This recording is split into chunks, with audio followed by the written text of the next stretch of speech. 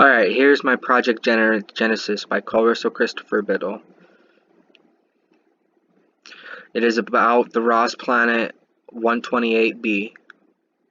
The size and mass and radius is about 1.4 Earths and 1.1 Earths for the radius. It orbits its sun in 9.9 days because of how close it is to the sun. And the sun's name is Ross 128. The gravity is probably roughly around 1.12 as Earth's. Rotation for Ross 128b is relatively slow. Gravitational lock to its sun may be tidally locked is what they're thinking, but they're not completely 100% sure on that one. I want to say so. They still got to do some tests and stuff like that for that. Moons do not moons do not appear to be existing, which means there is no pull on any water that the planet does support. Rings do not appear to be existing for this planet's geology is believed to be rocky. Atmosphere isn't known for this planet as of yet. They are thinking that there is atmosphere, but they can't test it completely because it is 11 light years away from ours, and our telescopes don't quite reach there so that they can fully investigate if it has an atmosphere. Climate is likely to be temperate. Weather would be much like Earth's if it does indeed have an atmosphere, so cold winters, warm summers, and in-between weather and stuff like that. Water is likely a huge candidate for this planet, and it is believed to be a dry planet and not frozen because it is relatively close to its sun. So it would be frozen at the north and south poles, but it wouldn't be frozen really anywhere else unless there's other cold regions or if there's a dark side of the planet being tidally locked or anything like that. So the alien life form.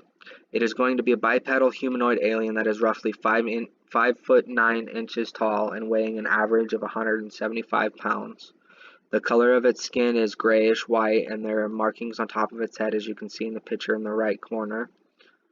There is antennas on top of its head, light bluish tongue, and it has two irises surrounded by big black angled areas for eyes, as you can see in the picture right here. This alien breathes through its mouth because it doesn't have a nose per se, more of just a tiny small slits in the place of its nose, so you wouldn't even really see it in the picture. That's why I didn't add any of the nose there. And its mouth is open so it can breathe. It breathes the oxygen at a lower concentration than we do. It moves like how humans do, and it can swim like we do, so just think of how we move around on a daily basis.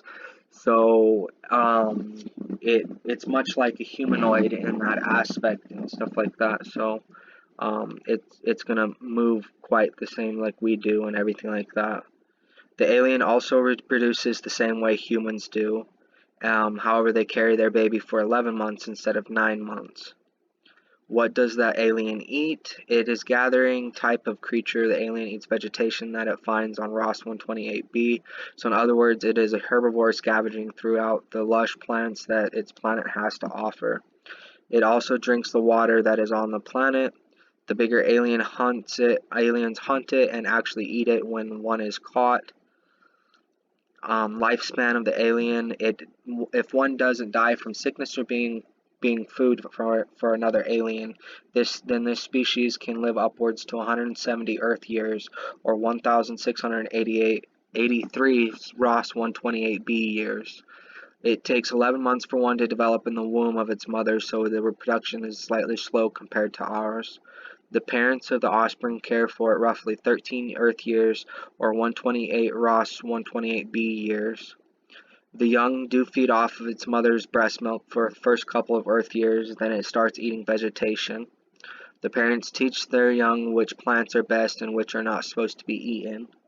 They all live together like a clan, that way they can protect each other until they die of sickness or being eaten by another bigger alien. When they do die, they do mourn one another and bury their dead as well. So it's a very sophisticated and smart being, alien, and stuff like that. And what I mean by it's living in clans, it's more of like what you would think of Native Americans did in the olden days, how they hunted and gathered and migrated with their food and stuff like that. That's what my idea is for the alien is for mine. And so but instead of them eating meat, they have the teeth built for just vegetation. There's no sharpness to their teeth. It's just pure vegetation. So they would be herbivores and stuff like that, and get their nutrients through plants and grasses and tree barks and stuff like that. So that's what my thought process was. And here are my references, and that is all I have. Thank you.